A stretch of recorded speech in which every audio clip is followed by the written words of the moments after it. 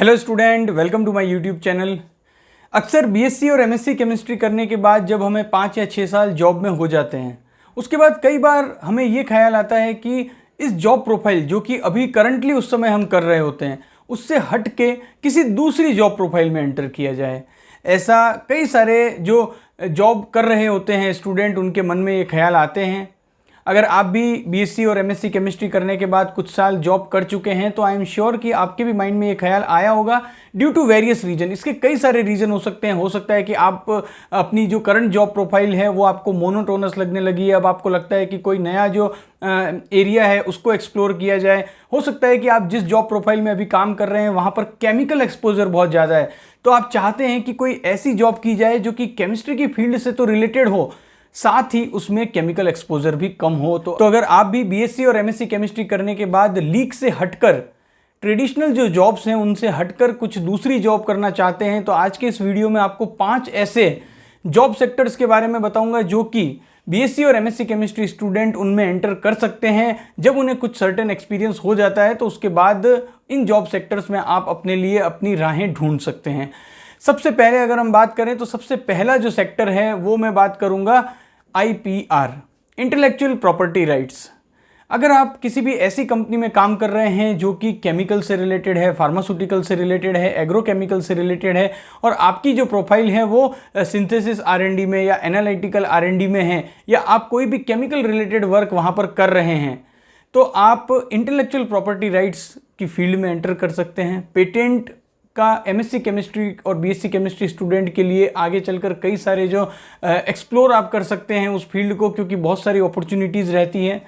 अगर हम बात करें तो कई सारी जो फार्मास्यूटिकल कंपनीज़ हैं, आप इंडिया में देखोगे जो जेनरिक फार्मास्यूटिकल कंपनीज़ हैं वो कई सारे प्रोसेस पेटेंट फाइल करती है, तो वहाँ पर उनकी खुद की आईपी विंग होती है, यानी कि इन हाउस आईपी उनका होता है, जहाँ पर कि ऐसे कैंडिडेट की तलाश होती है जिनमें केमिस्ट्री की एक्सपर्टाइज हो, साथ ही साथ उन्हें इंटेलेक्चुअल प्रॉपर्टी की भी समझ हो। तो अगर आप भी चाहते हैं इंटेलेक्चुअल प्रॉपर्टी की फील्ड में जाना, अगर आपको भी इंटरेस्ट है पेटेंट पढ़ने में, पेटेंट को एनालाइज करने में, तो आप ये एरिया एक्सप्लोर कर सकते हैं। और अगर आप आईपीआर की फील्ड में आना चाहते हैं तो इंडियन पेटेंट एजेंट एक ऐसा एग्जाम होता है जिसको आप अभी से टारगेट कर सकते हैं, क्योंकि उस एग्जाम को अगर आप क्वालिफाई कर लेते हैं तो आगे चलकर आपके लिए कई सारी जो अच्छी अपॉर्चुनिटीज़ हैं वो ओपन हो सकती है।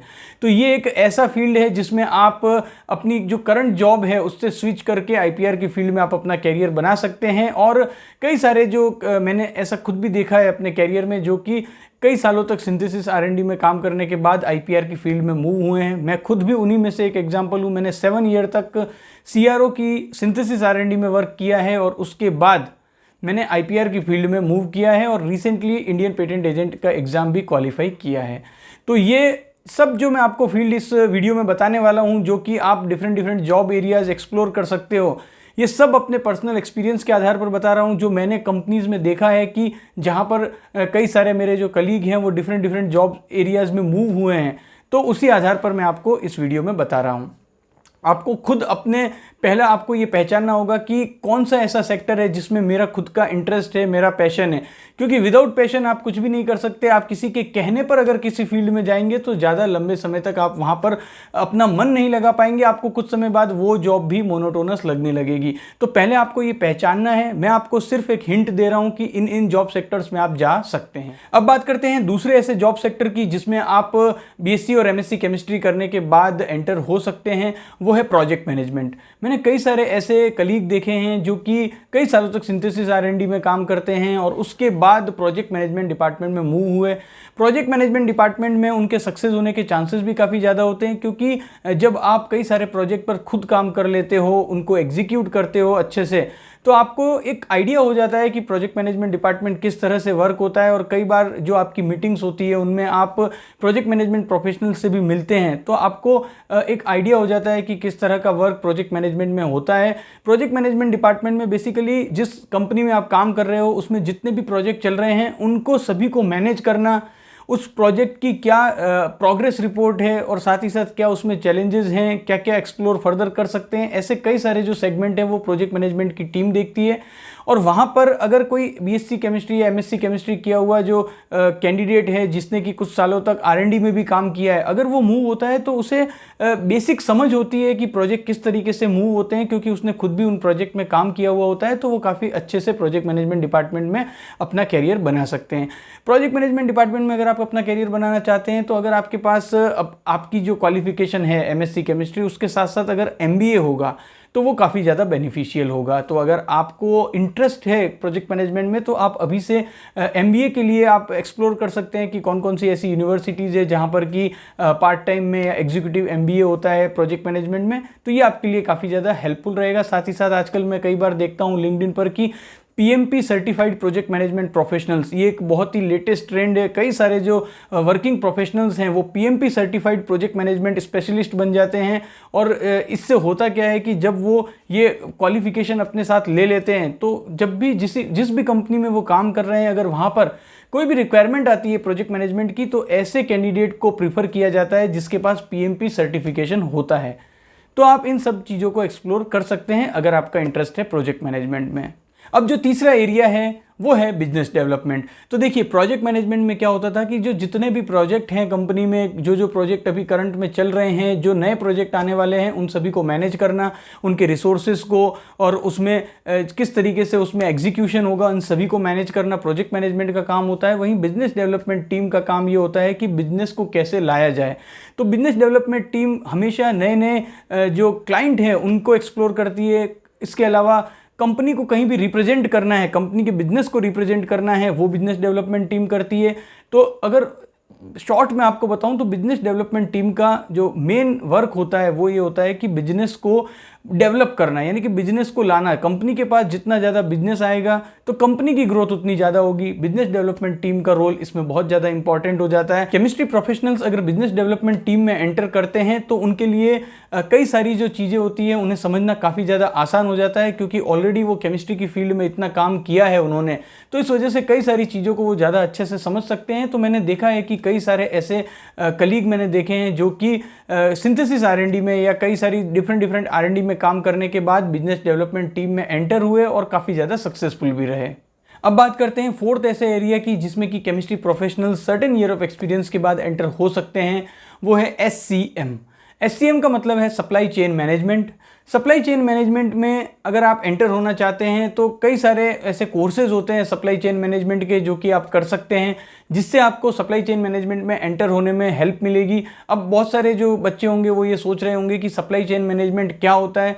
तो देखिए, आप जिस भी कंपनी में काम करेंगे वहाँ पर प्रोक्योरमेंट से रिलेटेड जो भी पूरा डिपार्टमेंट होता है वो सप्लाई चेन मैनेजमेंट कहलाता है। कि कंपनी में जितने प्रोजेक्ट चल रहे हैं उसको प्रॉपरली एग्जीक्यूट करने के लिए कौन कौन से मटेरियल, कौन कौन से इक्विपमेंट, कौन कौन से केमिकल की रिक्वायरमेंट होगी, ये सारा का सारा काम SCM की टीम देखती है। तो एज ए केमिस्ट्री प्रोफेशनल्स अगर आप SCM में एंटर होते हैं तो वहाँ पर आपको जो एक एज मिलेगा, एक एडवांटेज मिलेगा, वो ये होगा कि आप ऑलरेडी केमिस्ट्री R&D में काम कर रहे हैं, तो आप ऑलरेडी फेमिलियर हैं कई सारी टर्मिनोलॉजीज से, कई सारे केमिकल से। तो इससे आप SCM की फील्ड में इजीली आप मूव हो सकते हैं और वहाँ पर आप अपना अच्छा कैरियर बना सकते हैं। अब बात करें फिफ्थ ऐसे जॉब एरिया की जो कि chemistry professionals after certain year of experience enter कर सकते हैं, वो है रेगुलेटरी से रिलेटेड।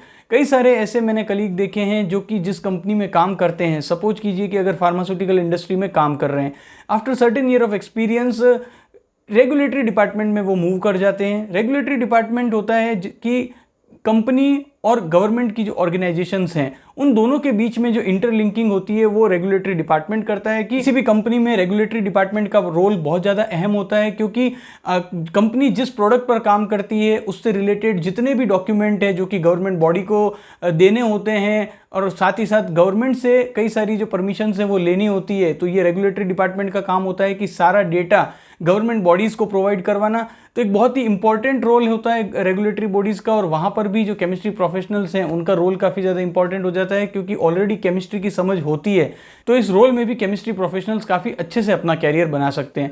तो देखिए, मैंने 5 ऐसे डिफरेंट जॉब एरियाज आपको बताए हैं जो कि MSc केमिस्ट्री के बाद आप अगर जॉब कर रहे हैं तो इन 5 जॉब एरियाज को आप एक्सप्लोर कर सकते हैं अगर आप अपनी करंट जॉब प्रोफाइल से स्विच करना चाहते हैं। तो देखिए, इन जॉब एरियाज़ के बारे में मैंने आपको बता दिया। अब आप जिसमें आपका इंटरेस्ट हो उसके बारे में ज़्यादा से ज़्यादा आप गूगल कीजिए, पता कीजिए कि उस जॉब में, उस पर्टिकुलर डोमेन में क्या वर्क होता है। साथ ही साथ उस पर्टिकुलर डोमेन में अगर मुझे काम करना है तो क्या क्या आगे कोर्सेज होंगे जो मुझे करने होंगे। इन सब के बारे में आपको पहले अच्छी खासी जानकारी जुटानी है, उसके बाद आपको कोई भी अपना नेक्स्ट स्टेप लेना है। क्योंकि ऐसा नहीं होना चाहिए कि किसी के भी कहने पर आप किसी दूसरी जॉब फील्ड में स्विच कर लो और उसके बाद अगर आपको लगे कि इस फील्ड में भी मेरा इंटरेस्ट नहीं है तो उसके बाद काफ़ी ज़्यादा डिफ़िकल्टीज हो जाती है।